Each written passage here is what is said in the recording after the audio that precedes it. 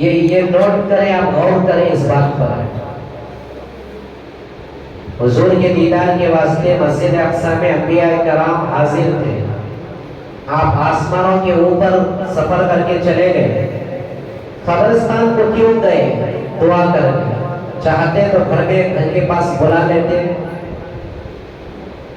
اتنی طاقت تو تھی، اللہ سے مانگ کر مرحومین کو بلا لیتے کہ آ جاؤ ساری امت میری، کیونکہ حدیث میں اللہ کے نبی نے فرمایا انا لکم بمنزلۃ الوالد، میری امت کے واسطے میں باپ کا درجہ رکھتا ہوں، ساری امت نبی کی اولاد کی طرح ہے، آ جاؤ میری ساری اولاد میں تمہارے واسطے دعا کرتا ہوں۔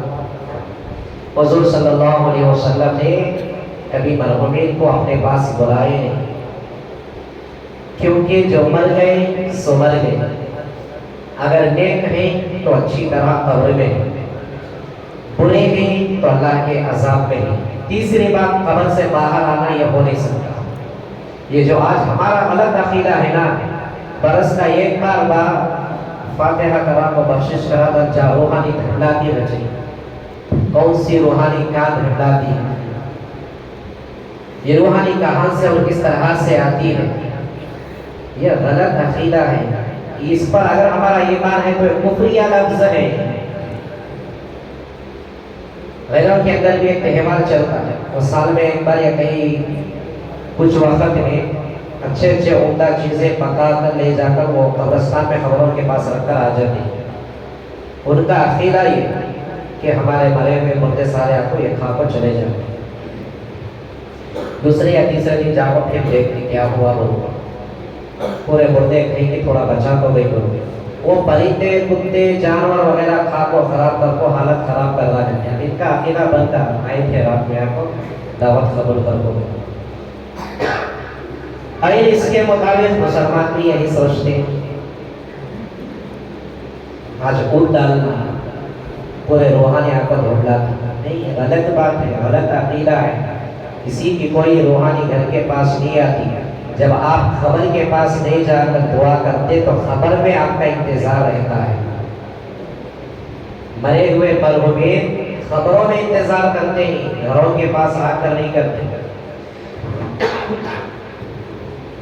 حضور صلی اللہ علیہ وسلم نے اس کی تاکید دی، اس کی اجازت دی کہ قبروں کی زیارت کرو، قبروں کے پاس جا کر مرحومہ کے حق میں دعائی مغفرت کرو۔ ہمیں وہ کام نہیں کرتے، گھر میں بیٹھ جا کر جو ہے غلط عقیدوں پر غلط کام جو کر دیتے ہیں۔ کتنے طریقوں کی قرآن پڑھی جانے والوں میں چیزیں رکھتے ہیں، دل روتا ہے، افسوس ہوتا ہے کہ آج سائنس دنیا چاند تک پہنچ گئی، مسلمان کو تباہ کرنے کی ساری کوششیں ہو گئی، لیکن مسلمان اسی پرانے لائن میں ہے۔ فاتحہ میں بیڑی کے بنڈل، کپڑے، عورتیں کے کپڑے، چپل، یہ ساری چیزیں کتنی بے حرمتی، اس پر قرآن پڑھنا ہمیں بیٹھتا ہے۔ کون قرآن کی توہین کر رہے ہیں؟ کوئی ہمارے گھروں کے پاس آ کر قرآن کی توہین غیر خود دشمن نہیں کر رہے، ہمیں خود کروا رہے۔ ہمارے قرآن کی بے حرمتی ہمیں خود کر، کیا پیڑھی پر فاتحہ پڑھی جا رہا ہے؟ اللہ ہمیں سب کی حفاظت کرے۔ دنیا کے بارے میں بڑے ہوشیار نہیں، ہمیں دین کے بارے میں بڑے کمزور ہیں۔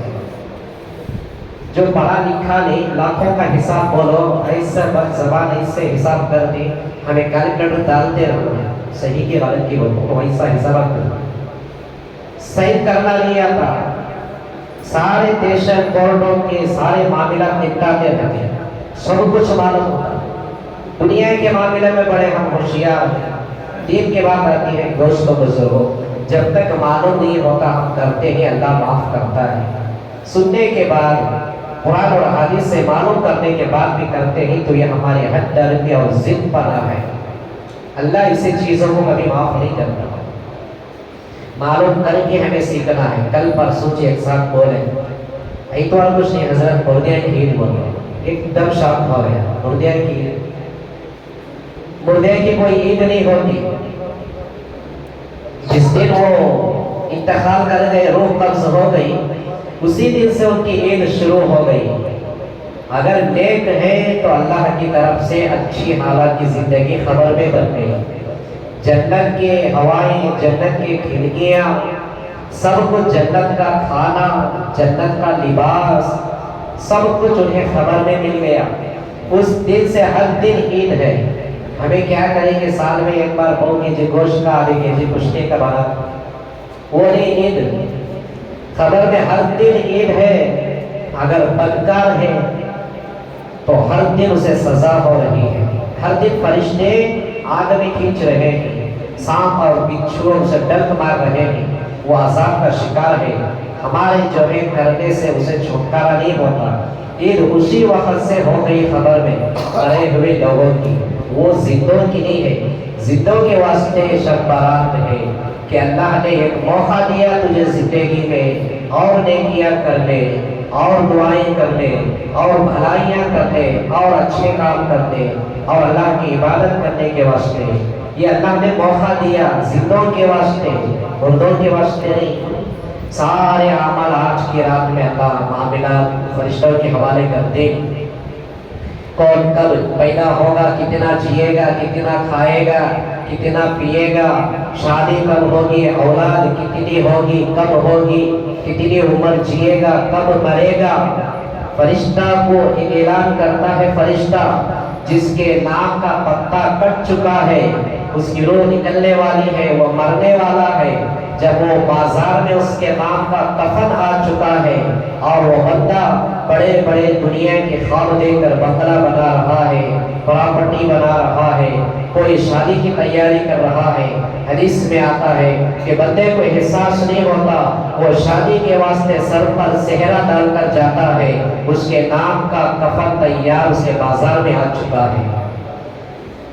یہ آج کے رات میں اللہ فیصلہ کر چکے ہوتے ہیں۔ ہم اللہ کی تقدیر کو نہیں جانتے، لیکن اللہ سے مانگنا ہے۔ حضرت علی رضی اللہ تعالیٰ عنہ نے فرمایا کہ کل کا دن اگر تیری زندگی میں نہیں ہے تو کل کی فکر آج مت کر، آج دن ہے، اللہ کو راضی کر لے، کل کروں گا، کل کروں گا۔ یہ بولتے وقت کتنے لوگ مر گئے، کتنے لوگوں کے پاس آج فرصت نہیں ہے، کل ان کے پاس آیا نہیں، لیکن یہ دنیا چھوڑ کر چلے گئے۔ حضرت علی نے فرمایا کہ کل تیری زندگی میں اگر نہیں ہے تو آج فکر کل کی مت کر، آج ہے تو آج کی فکر کر، آج اللہ کو راضی کر لے، آج عبادت کر لے، آج توبہ کر لے۔ کبھی توبہ کرنے کی توفیق شیطان دلواتا نہیں، پیچھے سے آپ کو کھجاتے رہتا، آج توبہ کر کو کیا کرنا، پھر سوال گناہ ہوگا تو پھر بعد میں کریا تو بار بار یہ بات اللہ کو بتا کیا نہ چھوڑ، خاموش رہو، یہ کام کرنا۔ جتنی ہے کہ زندگی جی لے، جب پورا بڈھا ہو جاتا، عمر ہو جاتی، جب لاسٹ میں مرنے کا ٹائم آتا، اس وقت دیکھیے ابھی جوانی، ابھی عیش کرنے کا ہے، تو بہت سارا جینے کا ہے، یہ سارے سوالات دل میں پیدا ہوتے ہیں، وہ توبہ کرتا ہے، توبہ کروا نہیں دیتا ہے۔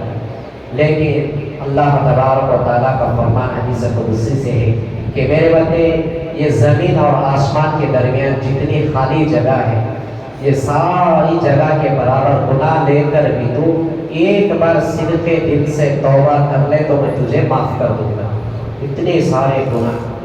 تو آج کی رات میں دوستوں بزرگوں، وقت بھی کافی ہو رہا میرے حساب سے، اب اور عرض کرنا نہیں ہے،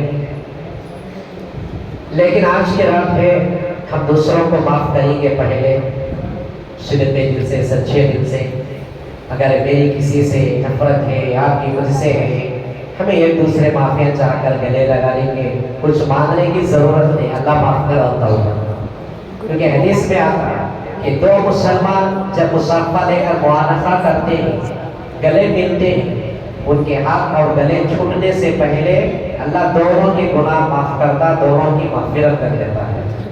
ایسی آج کی رات ہے، اور خصوصی آقاب تو ویسے بھی کچھ بھی نہیں، لیکن زیادہ سے زیادہ جو نفلی عبادتیں، نفلی نمازیں ہیں، اگر ہماری زندگی میں جو عمر فضا کی ہیں وہ نمازیں پڑھیں۔ جسے قرآن پڑھنے آتا ہے وہ بیٹھ کر آرام سے قرآن بھی پڑھے، کچھ نہیں آتا تو اللہ کا ذکر بھی کرے، یہ بھی نہیں آتا تو اللہ، بسم اللہ، رسول اللہ، کچھ بھی زبان سے بولے۔ اور جنہیں طاقت ہے نمازیں پڑھنے کی، زیادہ سے زیادہ صلاۃ التسبیح کی نماز ہے، اور صلاۃ الحاجت کی نماز ہے۔ صلاۃ الحاجت کی نماز وہ ہے جو حاجت کی نماز ہے۔ اب اس نماز کو صحیح طریقے سے پڑھنے کے بعد اللہ تبارک و تعالیٰ اس کی حاجت پوری کر دیتے ہیں۔ ہم میں سے کوئی ایسا نہیں کہ اس کی حاجت کیا بھی نہیں ہے بولے، کسی کے کچھ پریشانیاں، گھریلو پریشانی ہے، کوئی کورٹ کے چکر کاٹ رہے ہیں، کسی کی بیوی شوہر کی جمتی نہیں، کوئی اولاد سے پریشان، کسی کا گھر کا کام اٹکا ہے مکمل نہیں پہنچا، جتنے بھی مسائل ہیں ایک کو سامنے رکھ کر صلاۃ الحاجت کہتے ہیں یہ میری ضرورت کے واسطے 2 رکعت صلاۃ الحاجت، اس میں کوئی الگ طریقہ نہیں ہے، الگ صورتیں نہیں، جو صورتیں آتے ہیں وہ پڑھ سکتے ہیں۔ اس پریشانی اس کام کو سامنے رکھ کر صلاۃ الحاجت کی نیت سے 2 رکعت نماز پڑھ کے دعا کریں گے تو اللہ تعالیٰ اس کی حاجت کو بھی پوری کر دیتے ہیں۔ اس طریقے سے وہ سارے جو اعمال ہیں وہ تمام کو انفرادی اعمال کریں۔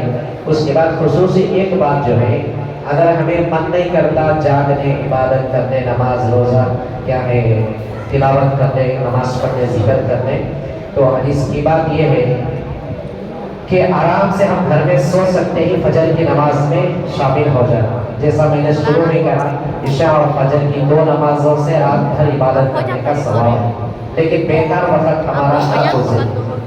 دین کو زیادہ چھوڑنے سے صحت کے اندر اس کی خرابی اور اس کی صحت میں پریشانی کا سبب بھی بنتی ہے۔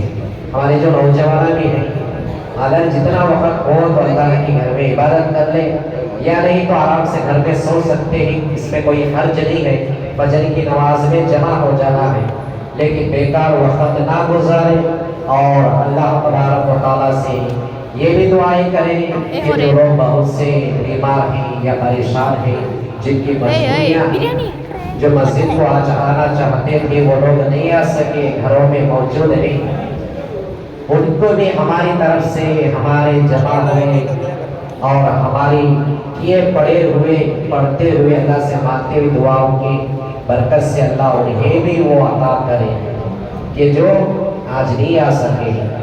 اور یہی جو میرے مائیں اور بہنیں عورتیں ہیں، ان کے واسطے کی جو حدیث مبارکہ ہے، یہی حکم ہے، جو نفل عبادت کر سکتے ہیں تو کریں، یا نہیں تو آرام سے سو کر فجر کی نماز پڑھیں، لہٰذا اللہ سے دعا کریں۔ اب میرا اور کچھ عرض بھی کروں تو وہ توجہ نہیں رہے، چاہیے بس ہو جائے، تھوڑی سی نیند بھی ہے، تو خیر اللہ سے دعا کرے اللہ تبارک و تعالیٰ مجھے کہنے اور آپ کو سننے زیادہ عمل کی توفیق عطا فرمائے۔ جتنی بھی چھوٹی موٹی ہمیں آج جناب کی عبادت میں اللہ سے اللہ میں قبول کرے۔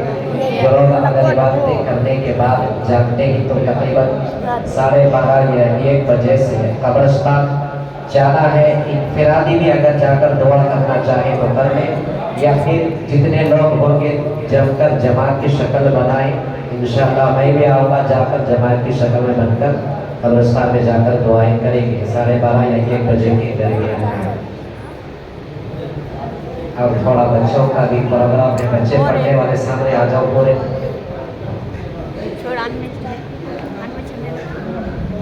بچے آ جاؤ سامنے۔